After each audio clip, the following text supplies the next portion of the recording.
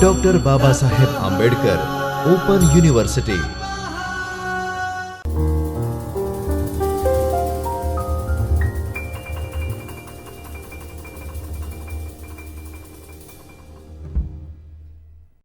Good morning, friends.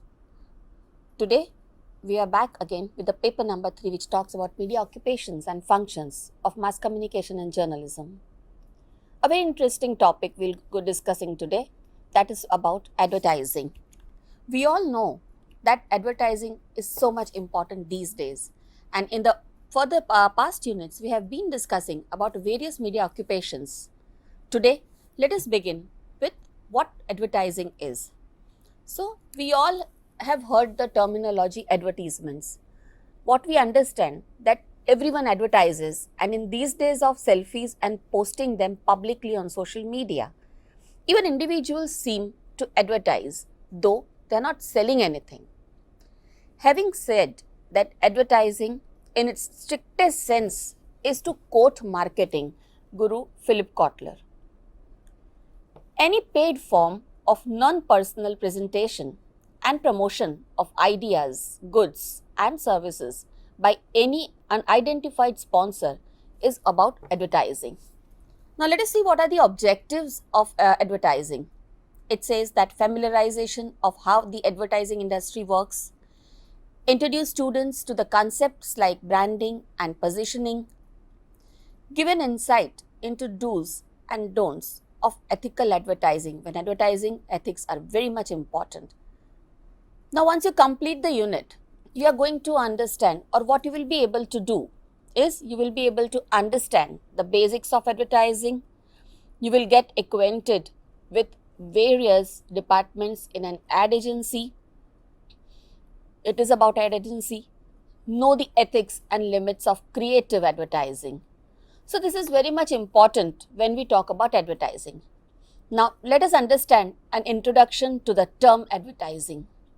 As we said earlier, advertising, the marketing guru Philip Kotler, he says that advertising is any paid form of non-personal presentation and promotion of ideas, goods or services by an identified sponsor. Advertising Association of the UK defines it as a communication usually paid for, specifically intended to inform and or influence one or more people. Advertising is communicated through various mass media like newspapers, magazines, television, radio, outdoor advertising, direct mail, new media as search results, blogs, social media, websites or text messages.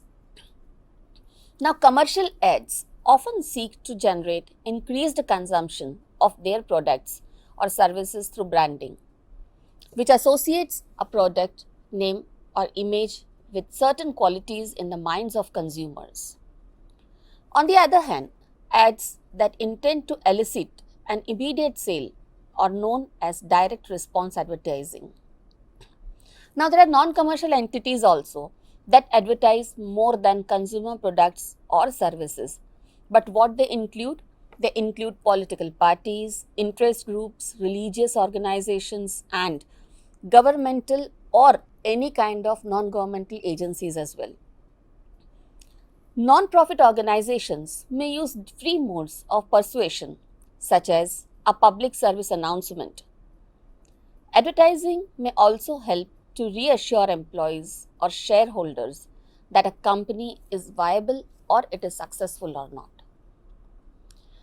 Worldwide spending on advertising in 2018 amounted to an estimated dollar amount of $543.71 billion. Above the line and below the line and through the line, there are three types of advertising that are classified such according to their level of penetration. Above the line includes activities that are general reach a wide audience. These usually done through newspapers and magazines, televisions and radio channels, and also hoardings. Below the line advertisements are targeted targets and are more focused, trying to reach a specific audience through direct mailers, trade shows, catalogs, and digitally cookie based advertising. Now, this is again very much important to understand. And through the line advertisements combines the other two strategies, and the integration is crucial in today's world of tech evaluation and the 360-degree blitzkrieg that is imperative for getting noticed. There is a fourth form of an informal one, and considered probably the best form of advertising. It is word of mouth advertising, where individuals have tried out the product, brand, or service, recommend it to others. They can say that yes, this is good, this was perfect, I have used the product. The modern day advertising takes shape in forms of product placements in films, social media marketing, and sponsored articles, or what are called branded content. The latter form of online advertising is one of the major trends in promoting one's brand or product these days. Now, businesses write quality articles on topics related to the products and services they offer. It helps them publicize their offerings in the form of articles as well. There are challenges when we talk about industries, as audiences are actively choosing. They do not have to sit through commercials. They don't just see the advertisements and think, or be bombarded with advertisements while they browse the internet. They read out the options. Even when we have to buy something, we read out what are the different varieties, what best price we are getting. So we only have to look at the rise of the apps that block or stop ads from showing up, and the emergence of play to stream platforms like Netflix. Yes, people are actively choosing to pay to not have to sit through the advertisement, because at times advertisement gets boring when we are watching any series or any show. This new trend of saying no to ads is thought to have cost publishers up to $25 billion in revenue in 2018. Now, who needs advertisement? Just before we go through this, let us have a look at the PPT also. Why advertisement, or who needs advertisement? See the picture, what is given. Now, how you analyze this picture is very much important, friends, because see, there are multiple options in the picture given. There are multiple options in the person doing it through any announcement mode, or a female who is looking at the laptop and doing. Now, have advertisement, why advertisement, and who does it? Let us understand the concept of advertisement and why this advertisement is required. Now, as we discussed, that advertisements are used to increase brand awareness and brand exposure in the target market. Why target market? Because they understand the product. Informing potential customers about the brand and its products is the first step to attaining the business goals. So every business or vocation advertises. Even announcing the name, profession, and educational degrees in an office signboards facing the road is advertisement. So one can say that the doctors and lawyers too advertise. Signboards on shop fronts are also advertisements, letting pedestrians, motorists, and community in and around know that the shop is peddling, or the restaurant is approaching, or the market is approaching. Any business organization, brand, retail chains, small retailers feel the need to advertise to create awareness about themselves and attract the attention of people. Advertising has numerous advantages, especially when launching a product, and to achieve economies of scale by increasing the consumer demand and the market as well. Brand building through advertising helps in creating awareness for the product also, and retaining the consumers or customers to understand the product and buy that. Everyone needs to advertise, only the magnitude and accordingly the medium varies. A big brand may use the entire media for promoting its products.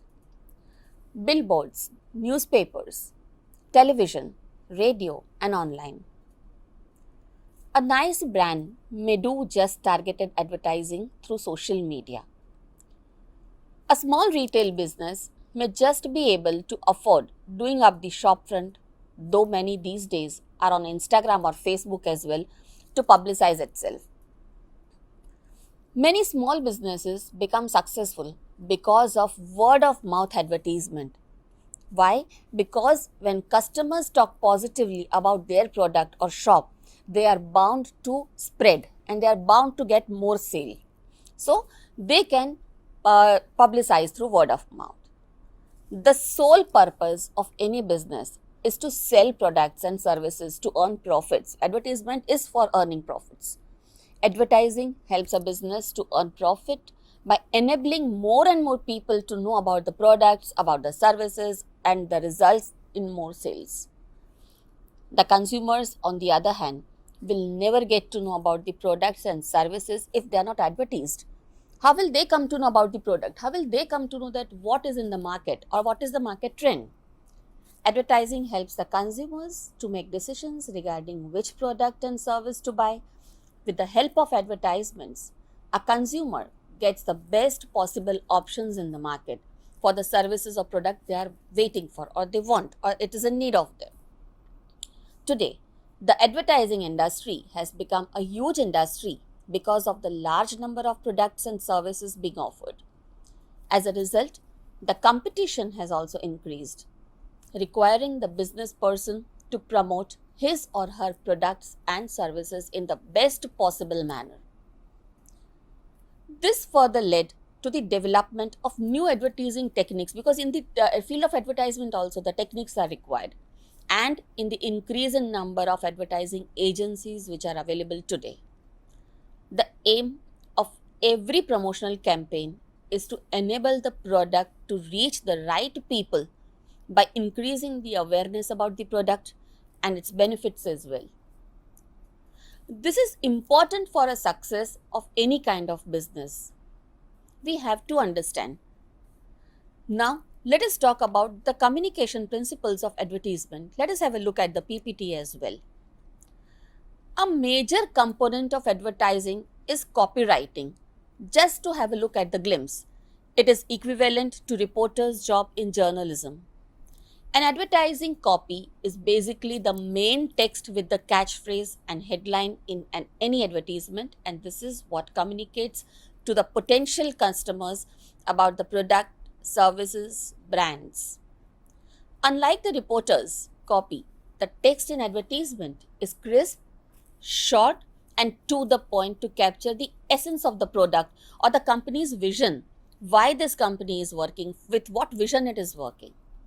For a TV advertisement, the text could be just a few seconds, conveyed through a conversation or by the voiceover.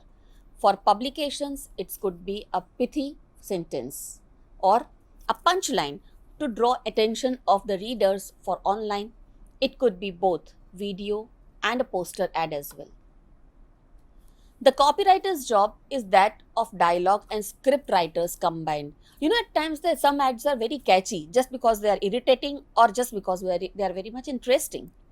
The product's job is to satisfy the customer, and the copywriter's job is to make the product satiable and irresistible to the customer.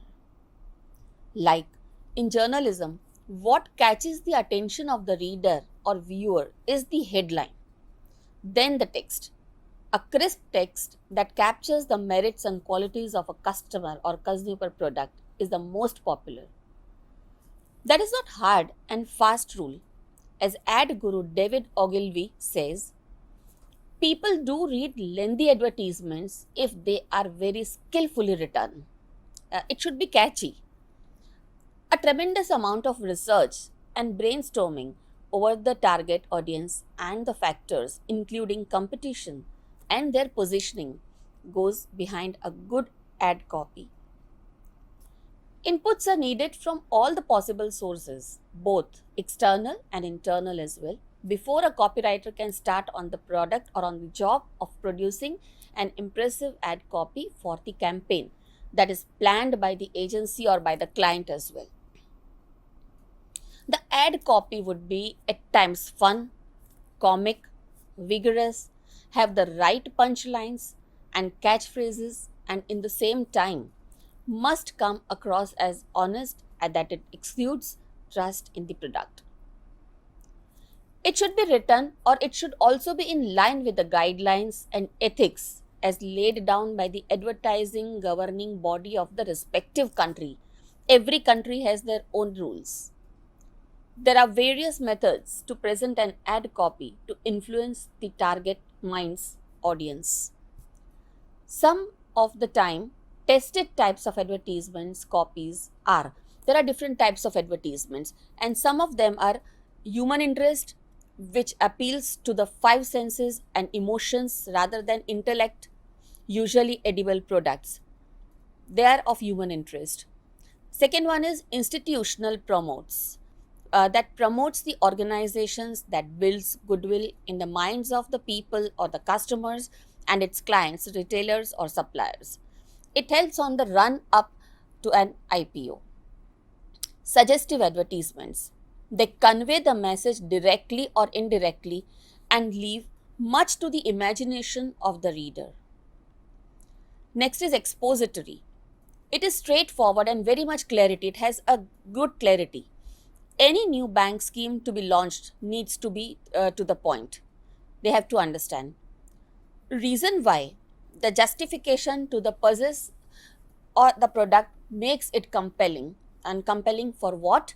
For compelling for the potential of the customer, compelling the potential customer as well. Usually testimonials, third party certificates like approvals from authorities, success in other regions carry weight. The next step is educational. The customer or consumer needs to know details to make an informed decision, like an insurance scheme or tax benefit schemes. They have more and more understanding, or they require more and more understanding. Now, introduction to branding and position. Now, when we talk about the types of advertisement, we have to understand that after understanding the different types which talked about human interest, institutional, suggestive, expository, reason why, or educational, what are the different brands and how the brands are positioned, why the brand positioning is required. Why? Because branding promises positive users and experiences for the client's products or services. Positioning establishes a preference for your brand relative to competitive offerings based on the perception of a unique and important difference. Branding therefore makes a promise of good user experiences. Positioning describes the uniqueness or brand's unique competitive difference, why it is different and why it makes the promises compelling. Branding and positioning are two different market terms. They are very much different, but they have to work in line. But while they are related to each other, they have very distinct meanings, important for business leaders to understand. Even the smallest companies need to spend time on considering how they would like to be perceived by the desired market segments, how they have to go about. The first step, of course, is determining which markets you are going to serve. Who is already serving those types of market or those type of people or customers, and how these competitors may differ from yours. Then, organizations need to consider how they wish to be perceived by certain market segments, understand how they are currently perceived, and take steps to close the gaps. They have to close the gaps so that they are in market or they are in trend mode. Positioning involves claiming a position or reputation in the market or several markets for a company, product, or service. The first step in positioning is specifically identifying the markets to be served. These can be local, regional, national, or international as well. Now, within the geographic areas, marketers might segment by other factors such as age, gender, income, or areas of personal or professional interest. The more clearly these market segments or target markets can be identified, the more specifically the marketeers can design programs to reach out to influence to those who occupy each and every segment. Now again, that is important because you have to cover the segments what are targeted by you and what you have to cover. Now, positioning also involves identifying ways in which your company's offerings are different from the competitors' offerings. Now, based on the target market areas, companies will identify competitors in those markets, learn as much about those competitors as possible in terms of product offerings, in terms of pricing, in terms of distribution channels, and promotional efforts as well, and determine how the company might claim a different position based on its own marketing attributes. Once a desired position has been established, companies will work to establish and strengthen a brand identity designed to claim that position within the marketplace. Now, in very simple terms, if we talk about a brand, it is a personality. While the personality of the product, service, or company is ultimately determined by the target market, companies will often identify how they wish to be perceived and then they take steps to influence the consumer's perceptions based on the products, based on the price, distribution, and even promotional elements of the marketing mix. Now, for example, if we talk about an example, two different ends of a branding spectrum might reflect a desire to be seen on the upscale provider of fine wines or the distributor or low-cost distributors of reasonably priced casual beverages. Now, how it can be done or how is it done? Then companies will claim a brand position on their actions, just like individuals' personalities are determined based on how they are viewed by the people over the time by other people or other group or society. The same is true with the companies and products as well. Claiming a brand position requires ongoing efforts to convey a consistent image to target audience through all the company activities, from the attributes of the product itself to the company services or to the company's employees and through promotional activities. Now, it is consistency over time reflected through actual performance that company will help or effectively claim a brand position also. Now, positioning always comes before branding because you have to position. The positioning tactics lure your market to your business. The experience we talk about, that how the positioning is done, the experience the market has with your business will determine if you are successful in building a positive brand image. Again, a positive brand image is very important. While any new business should define the brand image they want, they need to focus on positioning themselves in the market first, how they are planning their position in the market, by identifying what makes it different and translating the difference into consumer benefit or customer benefit. If new business deliver on the benefit promised, they will be successful in building a positive brand image. Now, that will help you in making different kind of choices, in making different kind of brand positioning as well. Now, if we talk about brand positioning or brand, placing in the market, you have to understand that how this market or how this area is to be covered. Now, if we talk about the career opportunities in advertising agencies, we shall continue with this topic again in the next lecture too.